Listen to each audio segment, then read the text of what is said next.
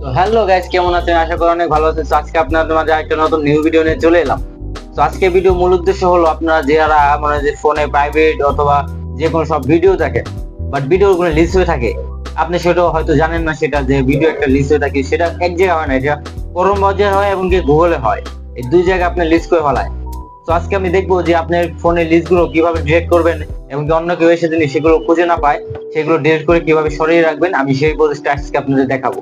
তো বেশি দেরি না করে চলুন আজকে ভিডিও শুরু করা যাক। তো ফার্স্ট অফ অল আমি এখান থেকে গুগল ক্রোম ব্রাউজারে চলে যাচ্ছি। তো গুগল ক্রোম ব্রাউজারে যাওয়ার পর সাইডে দেখবেন যে তিনটে অপশন আছে, থ্রি ডট, এই তিনটে অপশনে ক্লিক করবেন। ক্লিক করার পর এখানে আরেকটা অপশন আছে, এই অপশনটা ক্লিক করবেন। তো অপশনটা ক্লিক করার পর তো দেখতে পাচ্ছেন যে এখানে অনেকগুলো অপশন আছে। তো এখান থেকে আপনি সাইডে যে ক্রস চিহ্নগুলো দেখতে পাচ্ছেন, এই ক্রস চিহ্নগুলো ডিলিট করে দেবেন। এখান থেকে সবগুলো ডিলিট করে দেওয়ার পর এখান থেকে বেরিয়ে যাবেন। এখান থেকে বেরিয়ে আপনি গুগলে চলে যাবেন। তো গুগলে আমি চলে যাচ্ছি। এখানে আপনি প্রোফাইল সাইডে যে প্রোফাইলটা টিপ করবেন, এখানে আরেকটা অপশন দেখতে পাচ্ছেন, এই অপশনটা টিপ করবেন। টিপ করার সাথে সাথে এরকম একটা লোড নিয়ে এরকম দেখবেন সব রেকর্ড চলে আসবে আপনার এখানে। তো রেকর্ড চলে আসার পর এখানে যে ডিলিট অপশন আছে একটা, এখান দিয়ে এই অপশনটা ক্লিক করবেন। এই অপশনটা ক্লিক করার পর এখান থেকে আপনি ডানে ক্লিক করে দেবেন, তারপর নেক্সটে ক্লিক করে দেবেন। তো নেক্সটে ক্লিক করে দেওয়ার পর আবার নেক্সটে ক্লিক করে দিলে আপনার এ টু জেড সব ডিলিট হয়ে যাবে।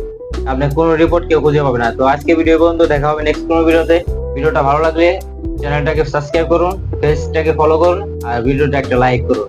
তো আল্লাহ হাফেজ, দেখা হবে নেক্সট কোনো ভিডিওতে। আল্লাহ।